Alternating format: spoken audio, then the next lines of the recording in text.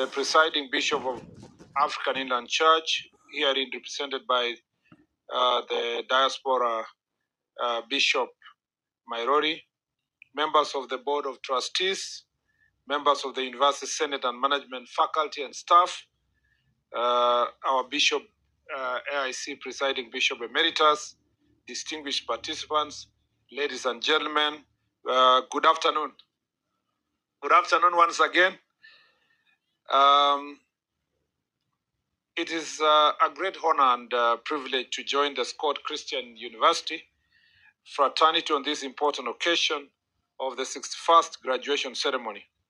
I convey warm greetings from His Excellency the President and the best wishes from His Excellency Professor Kithure Kindiki, the Deputy President of the Republic of Kenya, who was actually the one invited to speak in this occasion and whom I have the honor to represent because he would not make to be here this time round.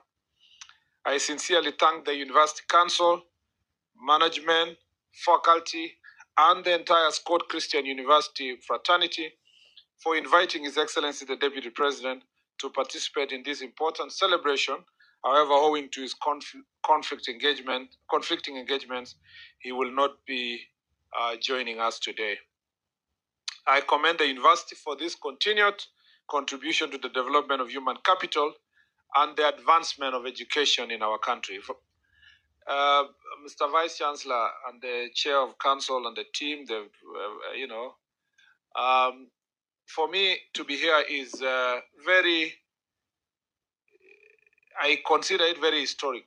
As a child growing up in this church, in the African Inland Church, I always heard about Scott Theological College. What was very important in Scott Theological College, that's before it became the university, is that it was the premier institution for the African Inland Church. And so during the camps, the youth camps, if you are lucky to have a pastor who had come from Scott Theological College, you would see even the other pastors were handling that pastor with a lot of care and a lot of appreciation. And so I always wanted in my life as an AIC member, I dreamed as a child that one day I must see where this Scott Theological College is. And so this today is a fulfillment of my childhood dream to be here. And so I consider myself very lucky. But I must say, Mr. Vice Chancellor, that when I entered the gate, this is not the school I dreamed of. I was welcomed by dust. And when we reached the end of the driveway, ready to be received to the Vice Chancellor office, I thought we were lost. So I asked my driver, have you really come to the right place? So you have a very huge reputation and a very big name. You are carrying the big name of Peter Scott Cameroon. However, mambo kwa ground ni tofauti. But also let me say something else, that this is not just something I wondered about. This is something I heard the president when he came back telling us when we met him after being in the graduation here. And so we are truly challenged as AIC members who are in leadership to walk with you the journey to transform this institution so that the face of the university matches the reputation of the institution. But also sitting here, I learned something, that it is not the buildings, it is not the structures, it's not the face of the institution that matters. It's actually the content of the of the students that graduate from here. And so, if you look at someone like Professor Kibor, for example, I remember him, he came and preached to us. I think he had just finished his PhD. So he came and preached to us in a camp back home there, a place called Sambirir. He came with a lot of fire. So, and he transformed many lives. There are many pastors I know that have changed many lives. There are many leaders of the church that have made a great difference. Particularly, we have our own presiding Bishop Emeritus, among others. So really, while we are mourning and crying that the facilities are not too good, I am sure Bishop Yego, given a chance, is wondering what is the problem. Because that was the best of the best that he got in his time, and he made the best of it, and then came and transformed the rest of our country and the church. And therefore, it is important for the students who are sitting here to remember that you are the face of this institution. You carry a huge legacy of this institution that has grown from being a theological college to now a Christian university. I commend the university for its continued contribution to the development of human capital and the advancement of education in our country. To the graduates, congratulations. You have every reason to celebrate. To celebrate your hard work, perseverance, discipline, sacrifice, and determination, and the journey of hope. As you do so, also allow me to acknowledge the contribution of your parents, guardians, lecturers, mentors, and all those who supported you throughout your academic journey. The achievement we celebrate today is also a reflection of their selfless sacrifice, support, and belief in you. I was truly surprised, Dr. Nyangala, that you said you left school 32 years ago. You don't look like it. So I was also seated like them, graduating. And now that you've said yours, I'm very embarrassed to say mine, but I'll say so. That 22 years ago, I left the graduation square like them. And I feel their happiness, their joy, their excitement with the conclusion of this phase of life, having gone through different struggles, sometimes missing marks. I don't think they in a Christian university is missing marks, but where I was, they were missing marks. Sometimes complicated research papers, sometimes disagreeing with your lecturers because you have a different view of your research paper than he has, and so forth. And having got to go through, but more importantly, some came here and they had to face various challenges. Some people had family problems, family members, some even lost their loved ones and still went through the journey to graduate. So there is a lot of joy when it comes to a graduation day because it's a completion of a phase of life. You've gone through difficult times. And I want to tell you, do not be discouraged. No one should really tell you that there is no hope out there. When I left school 22 years ago, I was the CU chair. So one of the things that I did, there was a sermon that I preached to the for those of us who are in Form 4.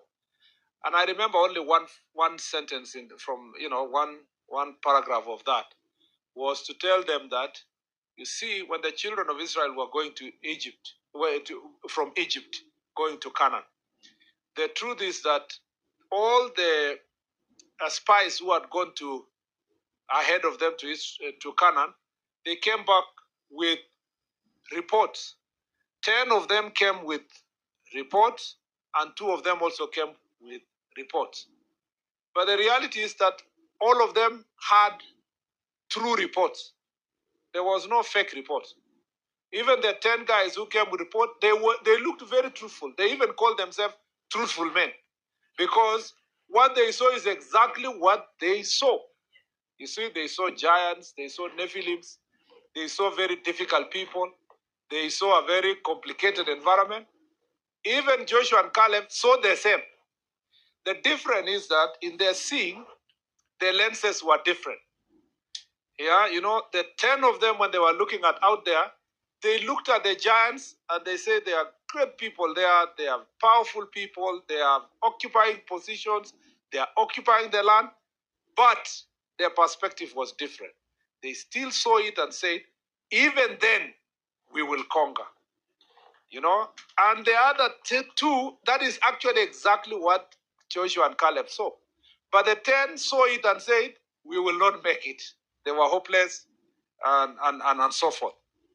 I am telling you, if you watch the news today, if you listen to naysayers out there, they will give you a lot of stories about Kenya, how Kenya is hopeless, how the future of Kenya is hopeless, how there is nothing happening in Kenya, how there is no opportunities in Kenya. It's up to you to decide whether you will be the 10 spies or you will be Joshua and Caleb.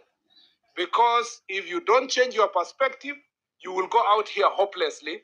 And actually, truly, you will never get an opportunity. Because your mindset and your perspective is polluted by the messages you get by the prophets of doom who see nothing good about our country.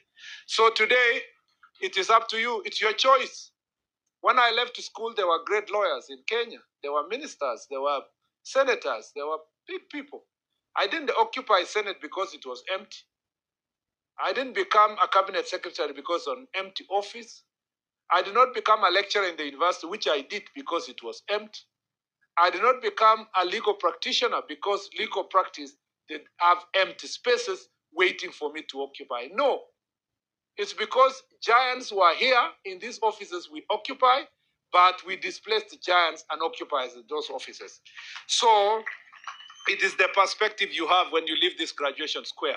And I want to encourage you, always look for the positive news. Always look for the, how did you make it? Always listen to the people who have conquered. Don't listen to those who failed. Indeed, in my life, I struggle reading other books except biographies. I only read biographies and autobiographies to see how did these people make it? How did they succeed? How did they become who they became? So that I pump my head with a lot of stories of success. But if all the time I listen to haiwezekani hapo, hata ukianza biashara itaanguka, taxes ni mingi, hata lazima ulipe bribe ndio upate nafasi, hata sijui nini, utapotea. Utaona kwamba utakuwa unakaa nyumbani. And let me emphasize that point because I have campaigned.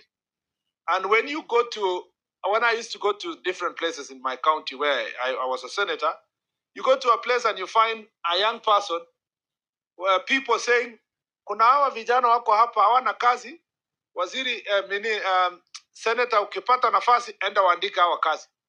Oh, sasa wewe ulisomea nini? Oh, nilisomea subject fulani, business nini? Umekuwa hapa nyumbani miaka ngapi? Hata nilisomea agriculture. Na wewe umekuwa nyumbani bila kazi nini? Miaka 10. Na hiyo miaka 10 umekuwa ukifanya nini? Nimekuwa nikikaa tu. Okay, na ile shamba yenu ya nyumbani umeweza kulima? Nalima kidogo kidogo lakini haifiki mahali. Hii masomo yako ya agriculture umewahi tumia kwa hii shamba yenu? Niko tu na ngojea kazi. But I have also been a senator and go to village where when you meet, people tell you, you get a very young, sharp person.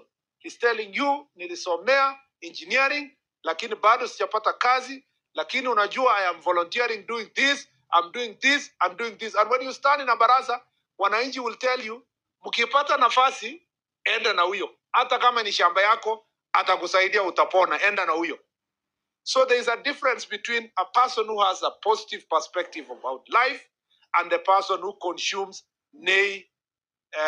messages and negative messages in the entire of their life.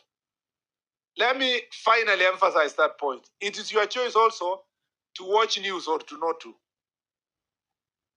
I rarely watch news because there are people whom they appear on television, you just know they're about to say negative things. Yeah? Yet there are so many channels you are paid for. Better just go to another channel and watch. If you think Murkomen, when he appears in the news, He's always talking about negative things about country. There's no hope. There's no message. There's no whatever. Why do you still continue watching me? You know, you better watch another person who is giving you content and things that are positive that are happening in your country.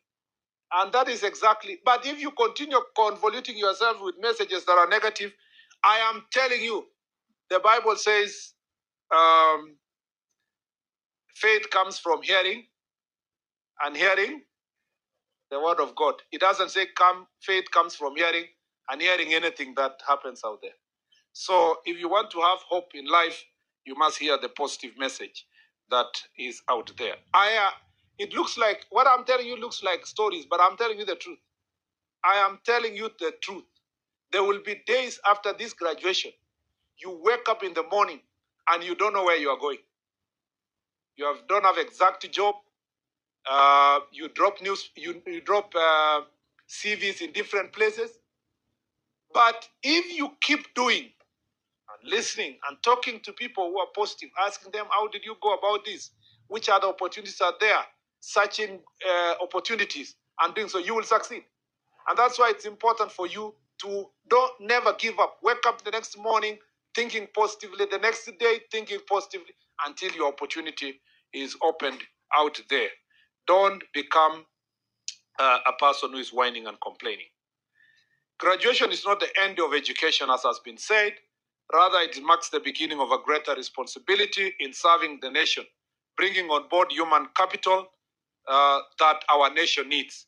Advancement in technology, including artificial intelligence, keeps on redefining how our society works, communicate, conduct business, undertake its research, as well as how government deliver its services.